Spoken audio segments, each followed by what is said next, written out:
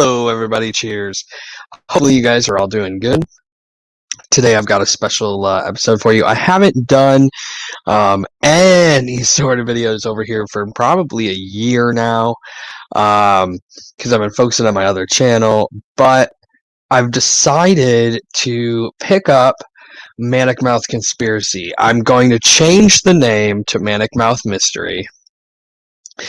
Just to prevent any future issues. But I am excited to start putting out more conspiracy videos, mystery videos, unsolved murders, unsolved serial killers, just anything mysterious you're going to find on this channel. So today we have the Zodiac Killer, which comes from the History channel, history.com. And it's a timeline. And the Zodiac Killer has never been found. This was written originally November 8, 2017. It was updated on September 1st, 2018 by Michael Butterfield. So the Zodiac Killer is something that has really struck my eye for a really long time. And it's something that has always really made me wonder, anything with unsolved serial killers especially, it really begs the question, how'd they get away with it? What did they do? Why? Who is this person? Will they ever be found? And some of them, it's like pushing to the point where it's like, I don't know if they will ever be found because it's been so long, So I like killing people because it's so much fun. That was a letter. That was a line from a letter that had arrived in July of 1969 at the San Francisco Examiner newspaper containing those chilling words in an encoded message. The sender, the soon-to-be notorious Zodiac serial killer who terrorized Northern California in the late 1960s and early 1970s with a combination of grisly murders and bizarre public letters brimming with horrific threats, demented demands, and mysterious ciphers teasing his identity.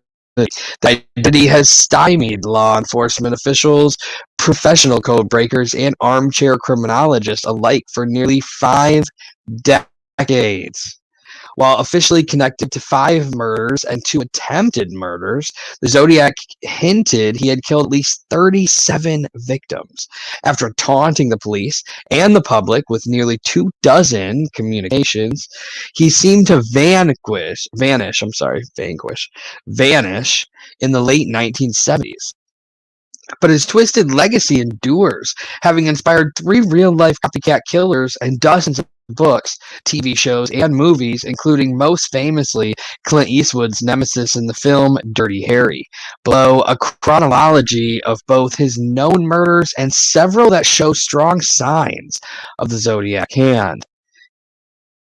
So that's crazy. The crazy part to me, too, is when people copycat murders, because it's like, how fucked up you gotta be to hear about this shit and then say, hey, I want to go copycat that. I don't get that. People who are like that are just pure evil. I don't believe they're human beings. So the first one, Santa Barbara, June 4th, 1963. And I'm gonna open this image up and put it up on screen so you guys can see this as well.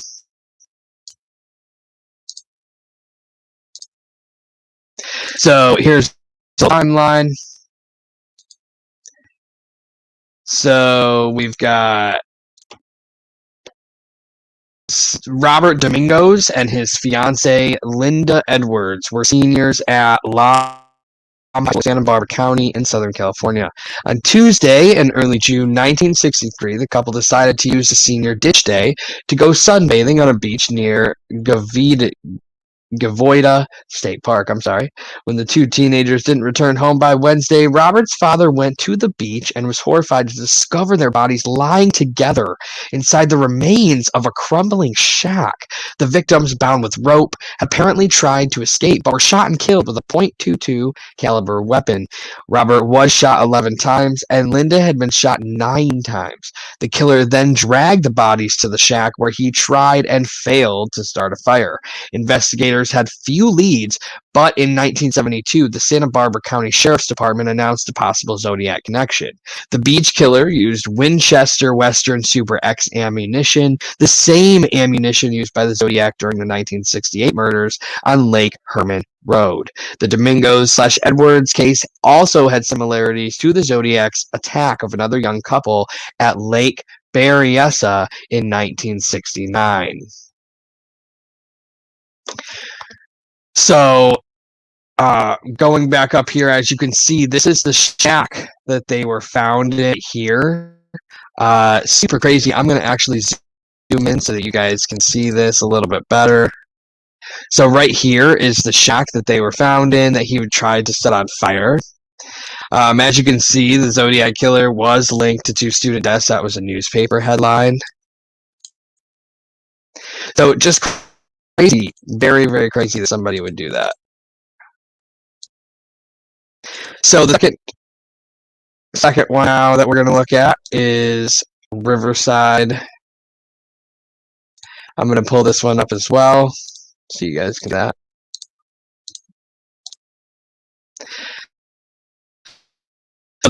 Was an 18-year-old Sherry Josephine Bates, lived with her father Joseph, and was a student at Riverside. On October 30th, 1966, she left a note that read, "Dad, went to the RCC library." The next morning, her Volkswagen Beetle was found abandoned in the library parking lot, and her body was lying nearby between 2 houses. She had been stabbed several times, and her throat was slashed. Police found a men's Timex watch at the crime scene, a print from a military boot, and some hairs in dried blood on the victim's hand. Sherry Joe's purse was intact, and an autopsy revealed no evidence of sexual assault. 1 month after the murder, the local newspaper and the police department received typewritten letters titled "The Confession" from someone who claimed to be the killer. The author wrote, "Miss Bates was stupid. She went to the slaughter like a lamb," and added, "I am not sick, I am insane." In April 1967, the newspaper, the police, and Joseph Bates received virtually identical handwritten letters which read, "Bates had to die. There will be more." The notes were signed with a symbol which resembled the letter Z. Super creepy. In 1969, Riverside police contacted investigators in Northern California regarding the similarities between the Zodiac crimes and the murder of Sherry Jo Bates. Sherwood Morrill, then documents examiner for the California Department of Justice, concluded that the Zodiac was responsible for the notes linked to the Bates case. The Riverside connection was later revealed to the public by Paul Avery, reporter for the San Francisco Chronicle. Zodiac then sent a letter to the Los Angeles Times indicating that the killer confirmed the theory that he had killed Bates.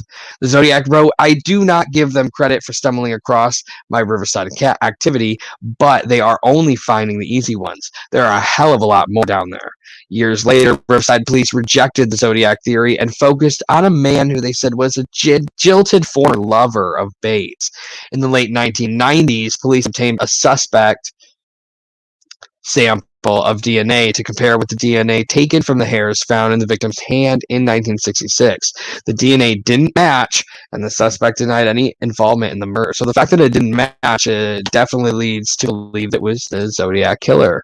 So as you can see here at the crime scene, we have her Volkswagen Beetle, and this was also the watch that was found. The fact that they had the watch, the hairs, I do understand this is in the 60s. But they did have quite a few evidence for just very early on, these two, this one at least.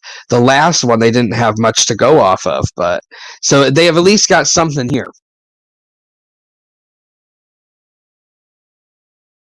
So now we have the next one.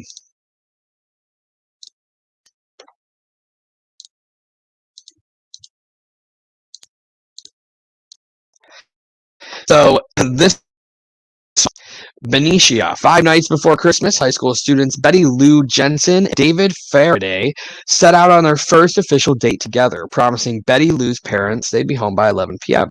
Shortly after that time, passing motorists saw the Rambler and its occupants parked at a lover's lane spot along Lake Herman Road in Benicia, California. Moments later, another driver noticed 2 seemingly lifeless bodies on the side of the road.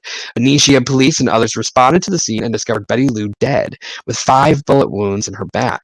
David was found next to the Rambler with a bullet wound in his head, still breathing but near death.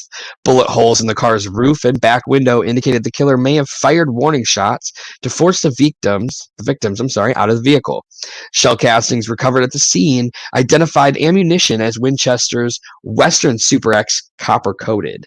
Ballistic evidence and indicate that the killer used a .22 caliber, possibly a J.C. Higgins Model 80 semi-automatic pistol. Investigators believe the 2 teenagers were likely random targets killed by a stranger for unknown reasons. So with this one, we have the vehicle that was shot.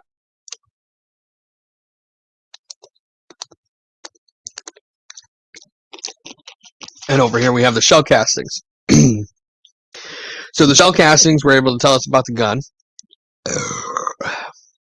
And if you noticed, it was the same kind of gun that was used in the first murder of that first couple. I also want to point out that I think it's interesting that the first one at the beach where they were shot and then dragged into the shack, that was also a couple, and they were also shot with a .22 caliber. So I think that's really interesting to point out. The fact that they were both shot, the fact that they were both couples, the fact that they were both shot with the same kind of gun, it is very interesting to me. I think those most definitely are connected, no doubt. So the next one we have.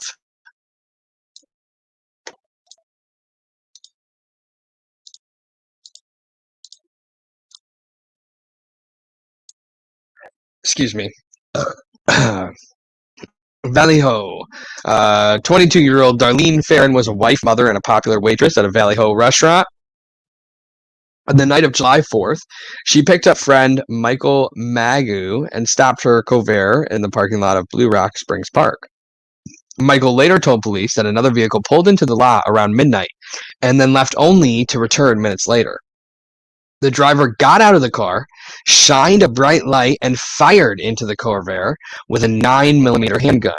Michael was shot in the jaw, shoulder, and leg. Darlene was hit several times. At 12:40 p.m., in a call later traced to a gas station payphone, a man rang the Vallejo Police Department and claimed responsibility for the shooting as well as the murders on Lake Herman Road.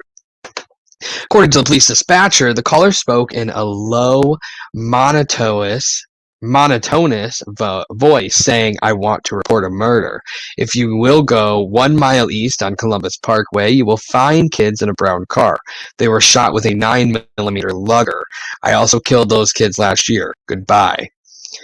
Darlene died on arrival at the hospital, but Michael survived. I would like to hear this, but I believe that just based off what the police dispatcher has described with it being a low monotonous voice, I think that it could have been maybe not even the real voice. This man could have just had a recording, where he had changed his voice a bit, and then called and played that for them. Investigators were unable to identify any viable suspects. So super fucking crazy. So here we're going to look at the letters. So here is a picture of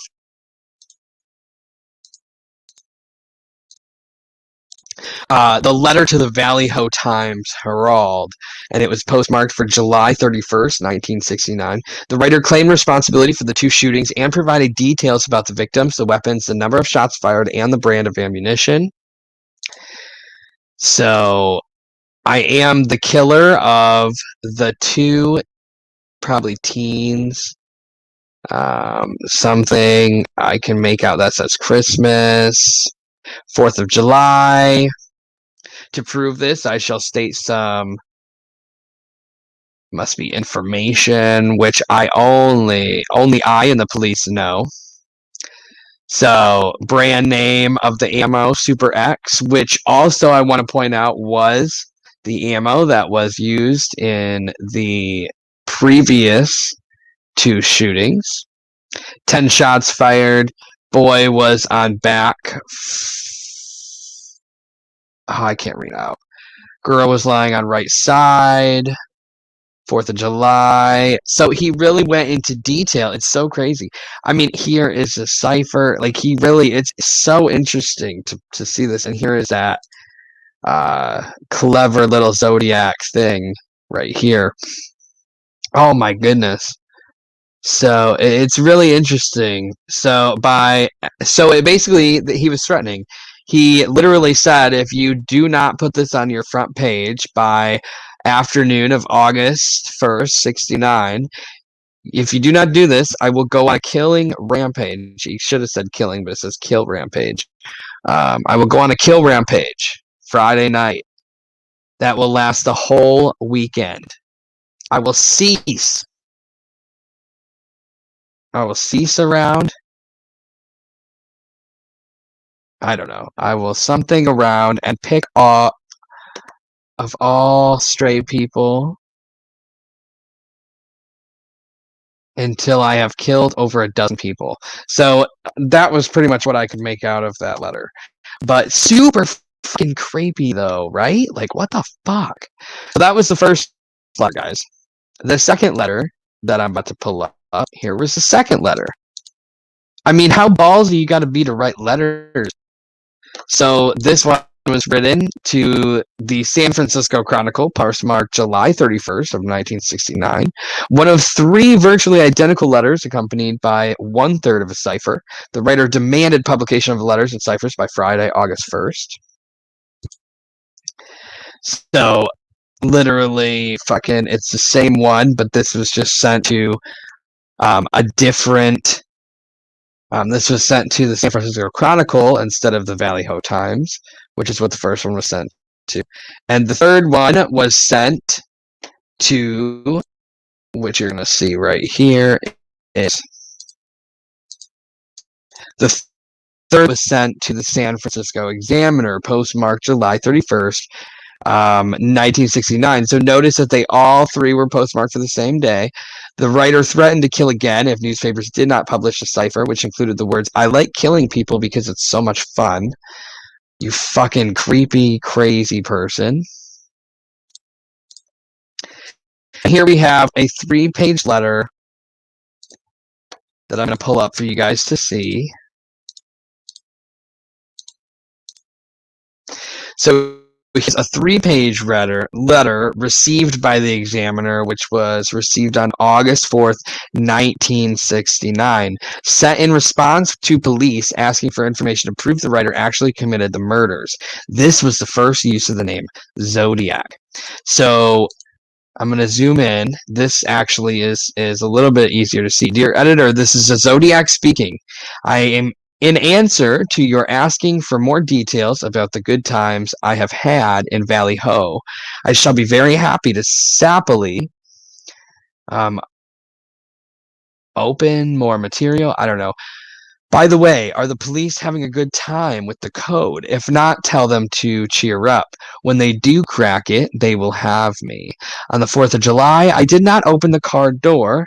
The window was rolled down already. The boy was originally sitting in the front seat when I began firing. When I fired the first shot at his head, he leaped backwards at the same time, thus spoiling my aim.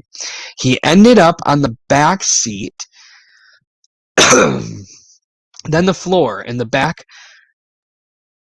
thrashing out very violently with his legs.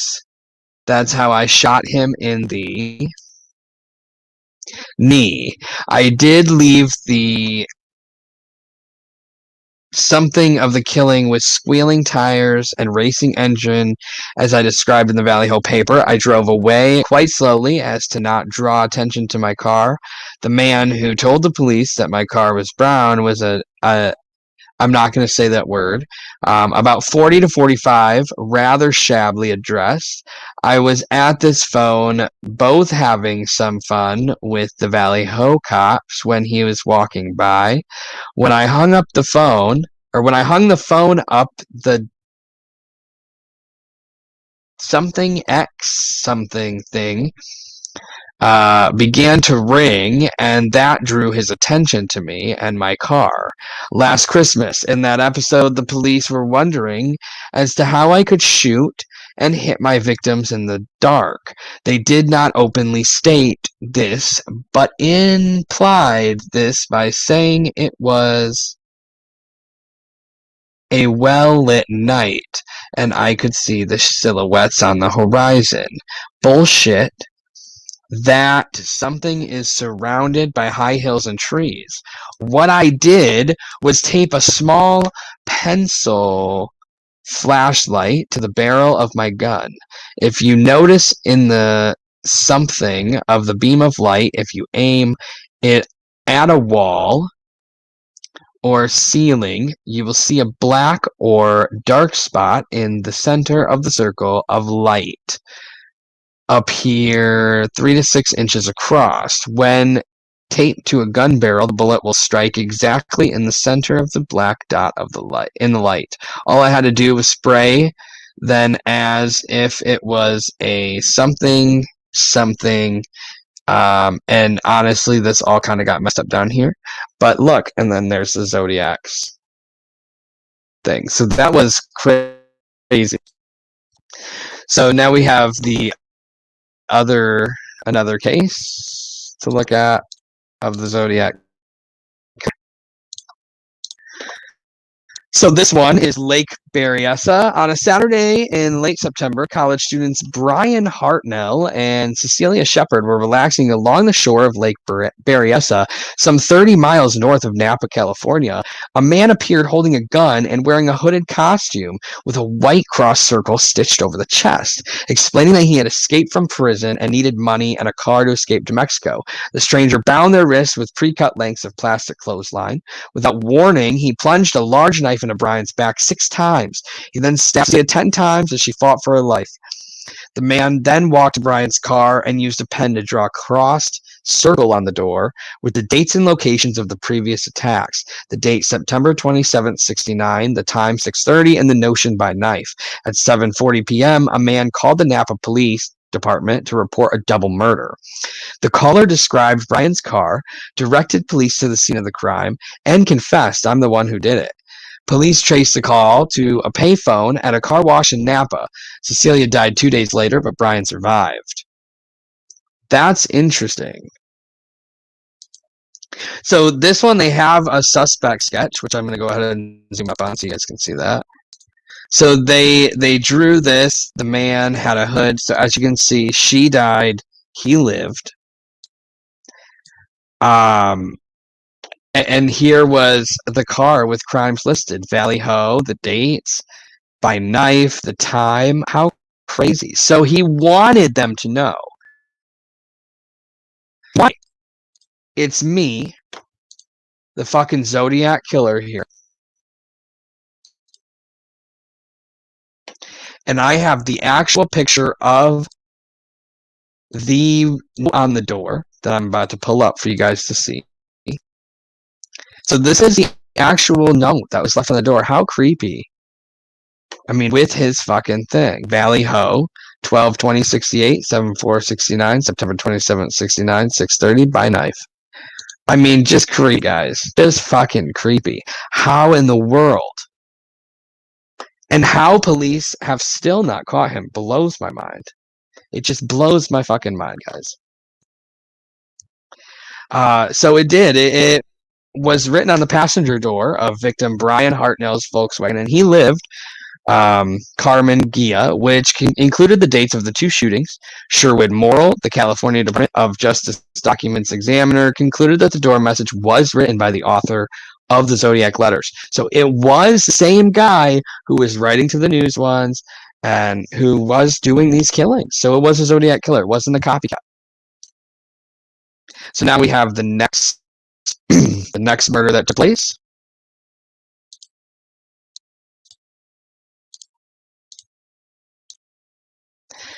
And this one was San Francisco. Paul Stein, a 28-year-old, student and husband, worked as a cab driver in San Francisco. That night, Stein picked up a fare, headed for a destination in the upscale Presidio Heights neighborhood. At the intersection of Washington and Cherry Streets, the passenger shot Stein in the head and removed a piece of the victim's shirt.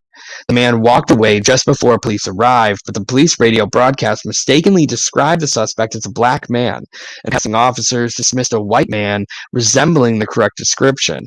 Fingerprints found on the driver's side of the cab may have belonged to the killer, and a sketch was produced based on descriptions provided by the witnesses. The case was considered a routine robbery until the office of the San Francisco Chronicle received an envelope with another letter from the Zodiac, which began with the words, "I am the murderer of the taxi driver." The envelope also contained a blood-stained piece of Paul Stein's shirt.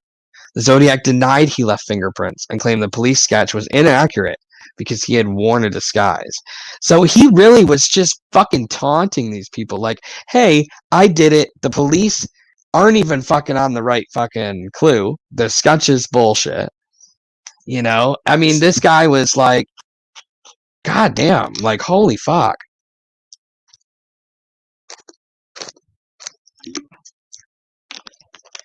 So, here's the letter to the Chronicle.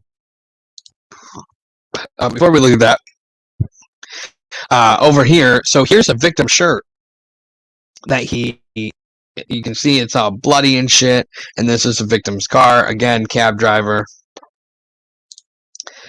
So here is the letter.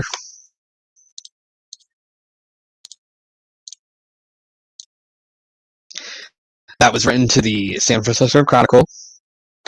And up here, this is Zodiac speaking. I am the murderer of the taxi driver over by Washington Street and Maple Street last night. To prove this, here is a bloodstained piece of his shirt. I am the same man who did in the people in the North Bay area. The SF police could have caught me last night if they had searched the park properly, instead of holding road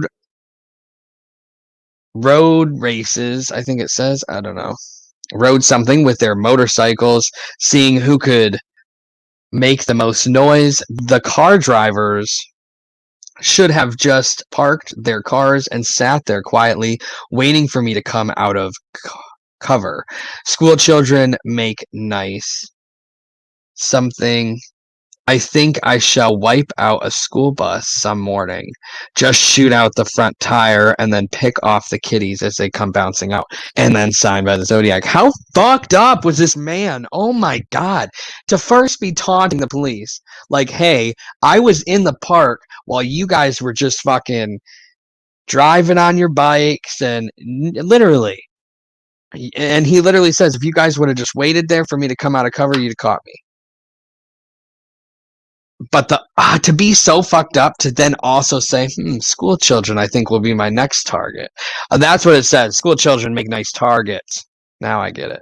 I mean, that's just so fucked up. Holy fuck, man. Just some crazy shit. And this guy was never fucking caught, yo. So the writer mocked police for failing to catch him and threatened to shoot children on a school bus. The envelope contained a piece of the bloodstained shirt belonging to victim Paul Stein. Here's another letter that was written in the San Francisco Chronicle, containing another piece of the cab driver's shirt, a humorous greeting card, and another cipher consisting of 340 symbols. The writer added, Des July, August, September, October equals 7, a possible reference to more unidentified victims. So here is the funny little thing. Sorry I haven't written, but I just washed my pen. That was what came in the letter. So this is Zodiac speaking. I thought you would need a good laugh before you hear the bad news, and you won't get the news for a while yet. P.S. Could you print this new cipher in your front page? I get awfully lonely when I am ignored. So lonely I could do my thing. And then there's that weird dates. I mean, this guy is clearly just mocking him. I feel like he may not have been insane in the beginning, but I feel like he realized that he could get away with this shit, and so that's when he started just mocking the police and mocking these places and people because he really just made a joke of it and really just thought he was invincible. I feel, and he clearly is because he was never caught. So here's a 7-page letter that was marked to the Chronicle.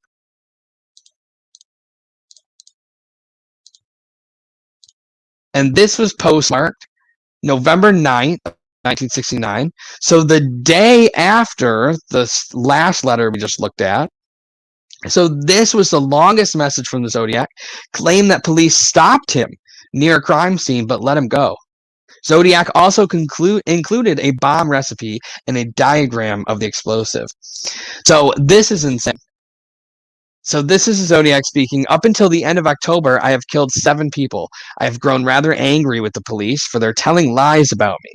So I shall change the way the collecting of slaves. I shall no longer announce to anyone when I commit my murders. They shall look like routine robberies, killings of anger, and a few fake accidents, etc. The police shall never catch me because I have been too clever for them. I look like the description, passed out only when I do my thing. The rest of the time, I look entirely different. I shall not tell you what my disguise consists of when I kill. As of yet, I have left no fingerprints behind me, contrary to what the police say. In my killings, I wear transparent fingertip guards. All it is 2 coats of airplane cement coated on my fingertips, something unnoticeable and very effective. 3 of my killing tools have been bought through the mail. Order outfits before the ban went into effect, except one, it was bought out of the state. So as you see, the police don't have much to work on. If you wonder why I was wiping the cab down, I was leaving fake clues for the police to run all over town with. As one might say, I gave the cops some busy work to do to keep them happy. I enjoy needling the blue pigs. Hey, blue pig, I was in the park. You were using fire tracks to mask the sound of your amazing prowl cars. The days never come within 2 blocks, or the dogs never come within 2 blocks of me, and they were to the west, and there was only 2 groups of parking, about 10 minutes apart.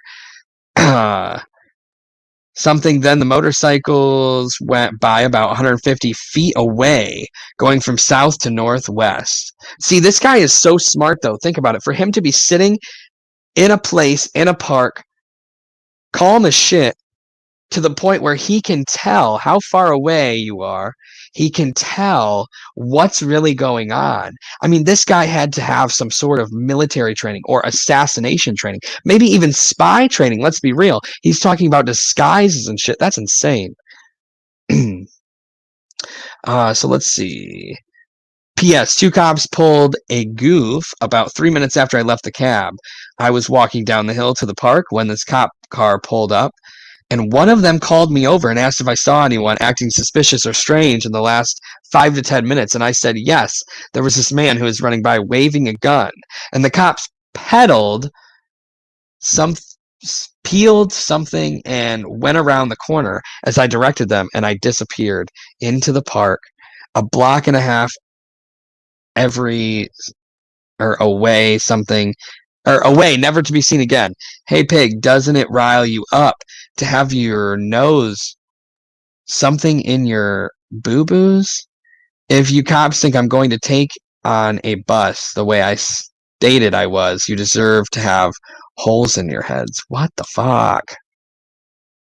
Take something of ammunition or ammonium. Take something of ammonium nitrate fertilizer and 1 gallon of stove oil and damp a few bags of gravel on top, and then set the shit off and will positively ventilate anything that should be in the way of the blast. The death machine is already made. I would have sent you pictures, but you would be nasty enough to trace them back to developer. And then to me. So I shall describe my masterpiece to you. The nice part of it is that all the parts can be bought on the open market with no no questions asked. I'm sorry. So, and then he literally goes into describing how you build this bomb. And then there's a picture um, that he drew of how to do it. Like, how crazy! So, and that's just talking more. But then you see here, P.S. Be sure to print the part I marked out on page 3, and I shall do my thing. What the fuck? And I shall do my thing? Like, that's crazy. Like, I feel like they shouldn't have done what they did. I feel like they played into it by putting that on the first page. Because he's saying, do what I say and I'll do my thing. And his thing is killing people. To prove I am the Zodiac, ask the Valio cop about my electric gun site, which I used to start my collecting of slaves. God, and the way he refers to his victims are just so gross. This is another letter that was written by the Zodiac Killer. This one in December 20th, 1969. This is addressed to famous attorney Melvin Belly. The writer feared he would kill again and asked Belly to intercede. The letter ended, "Please help me. I cannot remain in control for much longer." That is crazy. Dear Melvin, this is Zodiac speaking. I wish you a happy Christmas. The one thing I ask of you is this. Please help me. I cannot reach out for help because of this thing in me. Won't let me. I am finding it extremely difficult to hold it in. Check. I am afraid I will lose control again and take my 9th and possibly 10th victim. Please help me. I am drowning. At the moment, the children are safe from the bomb because it is so massive to dig in the trigger merch or trigger mech. I don't know. Requires much work to get it adjusted just right. But if I hold back too long from No 9, I will lose all control of myself and set the bomb up. Please help me. I cannot remain in control for much longer. I mean, he's literally like taunting them though with this, even because honestly, when you're reading it, it sounds like, oh my God, he's like, I am not in control. For a minute, he kind of sounds like, look, I can't keep doing this. But when you think about the previous letters and the way that he looks at things, I think that he really was just taunting them and saying, like, look, and maybe he put this letter out there to an attorney for that, just so that way if he was ever caught, that he could claim insanity and that he wasn't in control of his actions. He wasn't in control of the killings. So maybe that was the whole purpose of this letter, was just to set up that little, I don't know, like that insanity case, that So now this case of the Zodiac is from the Modesto area, and this is a possible Zodiac. On a Sunday in late March, 22-year-old Kathleen Johns packed her infant daughter into a station wagon and left San Bernardino, California, to visit her sick mother in Petaluma in the northern part of the state. Kathleen was also 7 months pregnant with the child of her longtime boyfriend. As she traveled on Highway 132 near Modesto, another vehicle pulled alongside the station wagon, and the driver appeared to signal that Kathleen should pull over. On the side of the road, the driver explained that the back wheel of Kathleen's station wagon was loose. He promised to fix the problem. Instead, he loosened the lug nuts, and the wheel fell off as Kathleen tried to drive away. The man then offered to drive Kathleen to a gas station, but she climbed into his car and discovered he appeared to have other plans. She claimed he also made veiled threats to harm her child. Eventually, Kathleen grabbed her daughter and jumped from the car. A passing driver took Kathleen to a nearby police station where she identified the stranger from a police sketch of the Zodiac. Months later, a Zodiac letter mentioned a rather interesting ride with a woman and her baby, which is really creepy. I mean, that's just so creepy. Come on. But part of me feels like with that one, That was maybe a tease. I don't feel like he was actually, or maybe he was. I just feel like with that case specifically, he could have killed them both. He clearly had, from the jump, he had the opportunity to kill them. So in my personal opinion with this one, I think that he was just toying with this woman and child. But as you can see, here's the tire iron that he used, and that was the victim in the newspaper headline. Here we have another letter. I'm sorry. So many letters. This man clearly loved to write. So this is Zodiac speaking. By the way, you have cracked the last cipher I sent you. My name is, and boom, here's another cipher. I am mildly something as to how much money you have on my head now. I hope you do not think that I was the one who wiped out that blue meanie with a bomb at the cop station. Even though I talked about killing school children with one, it just wouldn't do to move in on someone else's territory. But there is more glory in killing a cop than a kid, because a cop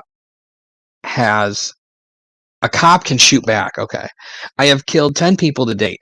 It would have been a lot more, except that my bus bomb was a dud. I was swamped out by the rain we had a while back. And then here he has this new bomb is set up like this, and he literally tells you about the bomb. And when he signatured it this time, he put how many killings he has. And this was written to the Chronicle, postmarked April 20th, 1970. It included a 13-symbol cipher and a diagram of a bomb designed to kill children on a school bus. Zodiac denied responsibility for a recent police station bombing that killed an officer. This one was a greeting card. I mean, this guy really just fucking... I tell you, he just really did not give a fuck. He did not give a fuck. This one was a greeting card that he sent to the Chronicle, postmarked for April 28th, 1970. Inside the card, the Zodiac demanded publication of his bomb threats and insisted that the people of San Francisco Bay Area wear Zodiac buttons, featuring his chosen symbol, the cross circle.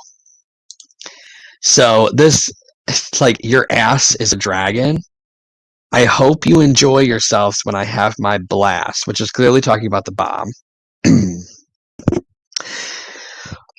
And here it says, if you don't want me to have this blast, you must do two things. Tell everyone about the bus bomb with all the details. I would like to see some nice Zodiac buttons wandering around about town. Everyone else has these buttons, like Peace, Black Power, Melvin Eats Blubber, etc. Well, it would cheer me up considerably if I saw a lot of people wearing my button. Please, no nasty ones like Melvin's. Thank you. What the fuck?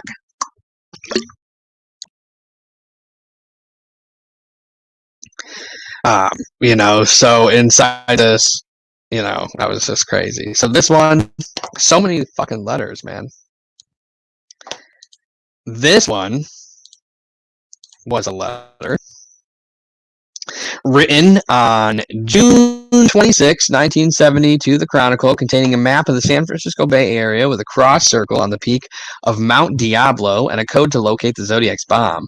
The writer claimed he killed again. So here's a fucking map. This is Zodiac speaking. I have become very upset with the people of San Francisco Bay Area. They have not complied with my wishes for them to wear some nice Zodiac buttons.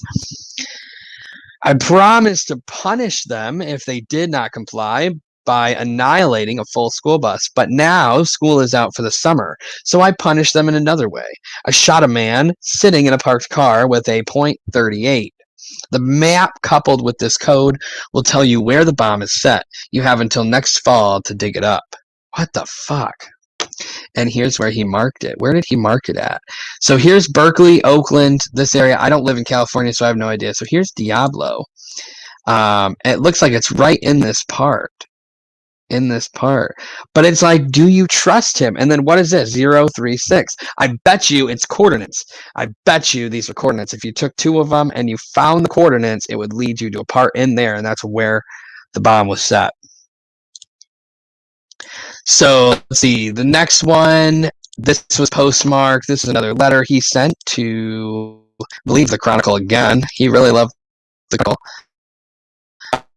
Chronicle, postmarked July 24th, 1970. The Zodiac complained that people weren't wearing his cross-circled Zodiac buttons, and he claimed that he was responsible for the failed abduction of pregnant mother Kathleen Johns on March 22nd, 1970. This is Zodiac speaking. I am rather unhappy because you people will not wear some nice Zodiac buttons, so I now have a little list, starting with the woman and her baby that I gave a rather interesting ride to. A couple something one evening a few months back that ended in my burning her car where I found them. Then we have a 5-page letter that was marked to the Chronicle. Yet again, he really loves his Chronicle. And I'm not going to go through all of them just because we are definitely getting towards the hour mark. This is the Zodiac speaking. Being that you will not wear some nice Zodiac buttons, how about wearing some nasty Zodiac buttons or any type of Zodiac buttons that you can think up? If you do not wear any type of Zodiac buttons, I shall, on top of everything else, torture all 13 of my slaves that I have watering for me in paradise. I mean, I feel like this guy thought he was the devil. He's talking about slaves. He's killing people. He's clearly thinking that he's invincible. He could be the devil. Who knows?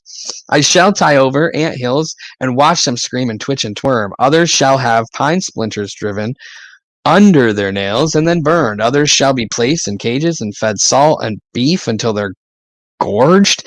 Then I shall listen to their pleas for water and I shall laugh at them. Like, this guy is crazy. Others will be hung by their thumbs at and barn or something in the sun, burn in the sun. Then I will rub them down with deep heat to warm them. Like, just crazy shit. I don't really want to watch. I don't really want to feel that shit, but just so crazy shit. So that was a 5-page letter. The Zodiac described torturing his victims and quoted from the Gilbert and Sullivan musical, The Macchiato. The letter also explained that the Mount Diablo code concerned geometric angles known as radians. That's hilarious. I knew there was some sort of fucking, whatchamacallit, coordinates. Coordinates is what I called it. So here's another case. That is probably the Zodiac. Lake Tahoe. A postcard attributed to the Zodiac featured an advertisement for a condominium project in Lake Tahoe, Nevada, with the phrases "past Lake Tahoe areas" and "sought victim 12." Some interpreted the cryptic message as a clue to the disappearance of 25-year-old Donna Lass. In May 1970, Donna worked in San Francisco at Letterman General Hospital, located on Presidio Military Base near the area where the Zodiac killed a cab driver. Donna moved northeast to South Lake Tahoe and found work as a nurse for the Sahara Hotel and Casino. On September 6, 1970, Donna vanished sometime after the last entry in her work logout book.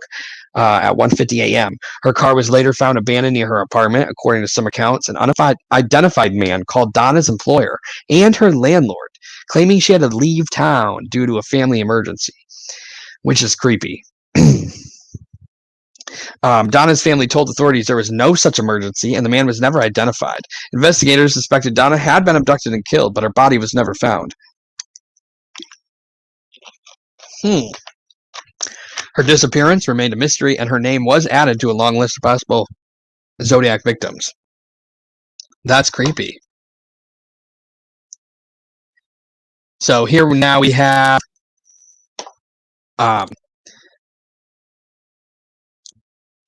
here is a postcard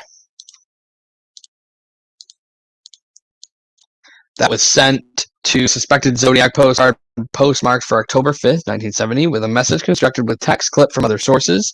The words, "the pace isn't any slower, in fact it's just one big," were clipped from the comic strip Smidgens. So, I mean, dear editor, you'll hate me, but I've got to tell you, The place isn't any slower. In fact, it's just that's the one that he was pinned. I mean, look, he's got upside down shit. Some of them fought. It was horrible. 13, he talked about the 13 slaves. I mean, here are reports.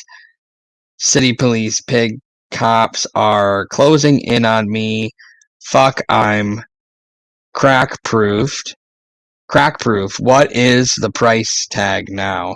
I mean, he really is just taunting fuckers. Like, ha, ha. Here's a Halloween card. He's like, it's Halloween, motherfuckers. Here you go. Here's a fucking letter. What the fuck?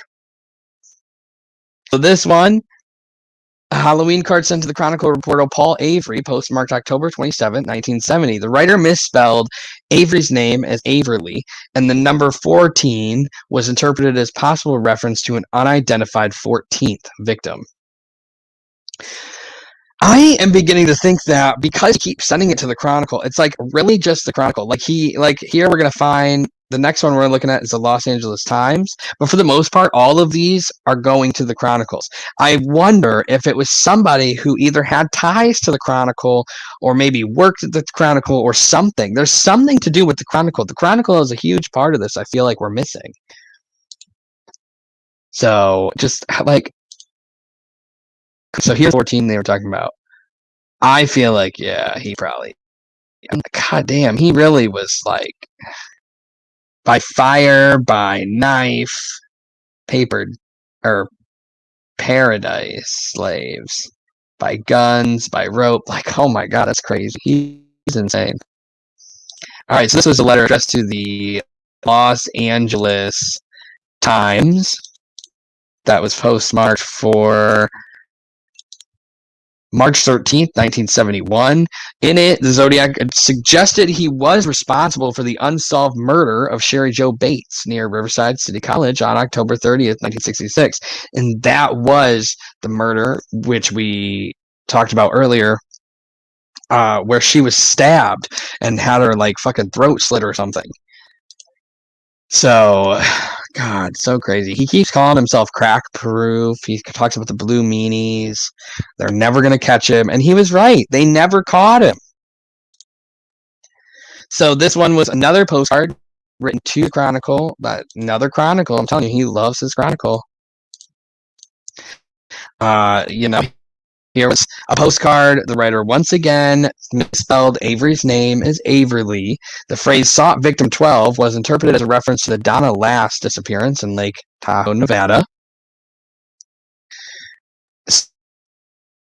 So, search for new leads in the Zodiac case led investigators across the United States to Albany, New York. The Office of Albany Times Union newspaper received an envelope postmarked August 1st, 1973, with a cross circle drawn in the corner instead of a return address. The letter read, "You were wrong. I'm not dead or in the hospital. I am alive and well, and I am going to start killing again. Below is the name and location of my next victim, but you had better hurry because I'm going to kill her August 10th at 5 p.m. when the shift change. Albany is a nice town." Below the message, the writer included 3 rows of symbols. According to the FBI report, Bureau Cryptanalysis ciphered the code message to read Albany Medical Center. This is only the beginning. Investigators were unable to identify any murders that could explain the vague reference to a victim on August 10th. Handwriting experts could not determine if the new letter was prepared by the writer of the Zodiac letters, due to the lack of significant characteristics in the Albany message, but this possibility could not be eliminated based on the limited analysis. I don't think it is. And let me up, because here's the thing. Okay, we've seen letters now from the Zodiac. Look at this one and tell me this does not look the same. I don't think it does. I don't think this was written by the Zodiac Killer whatsoever. I think this was written by Copycat. The writing is a lot nicer. It's different writing compared to all the other things we've seen from the Zodiac. So I don't believe that one is the Zodiac Killer. Because, like, look at this. I wish I could put these side by side. I'm going to keep this one up so we can compare. So get a good look at this. Good look at this. We're going to just fucking zoom up. You can see, good look at the writing, right? Now look at this one. which is another letter from the Zodiac Killer.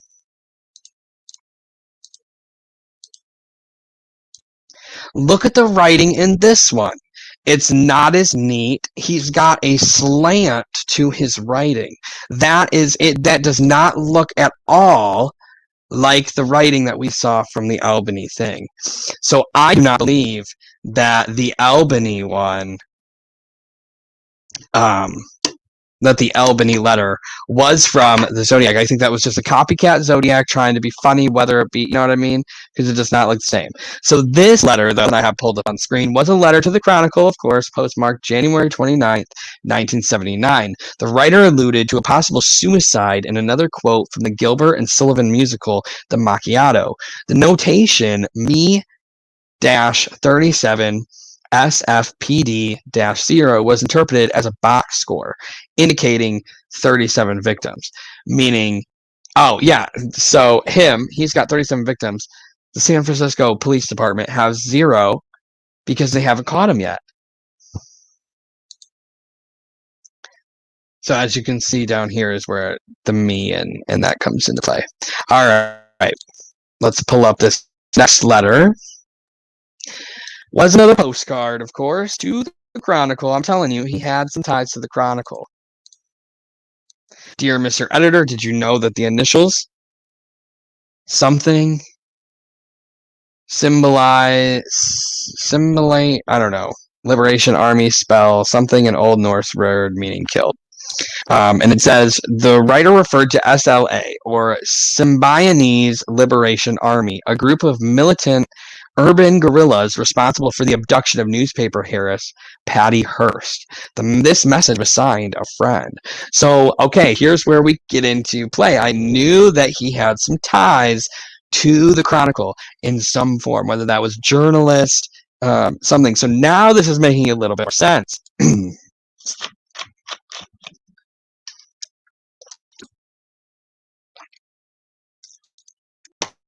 So here, the next letter we have is another letter from the Zodiac Killer. This was a card to the Chronicle, postmarked May 8th, 1974. This message from a citizen complained about the glorification of violence in newspaper ads for the movie The Badlands, about the killing spree by Richard Starkweather and his 14-year-old girlfriend. And you can clearly tell it definitely looks like his writing for sure. So the next one I have for you guys is the last one, and this is a letter to the Chronicle.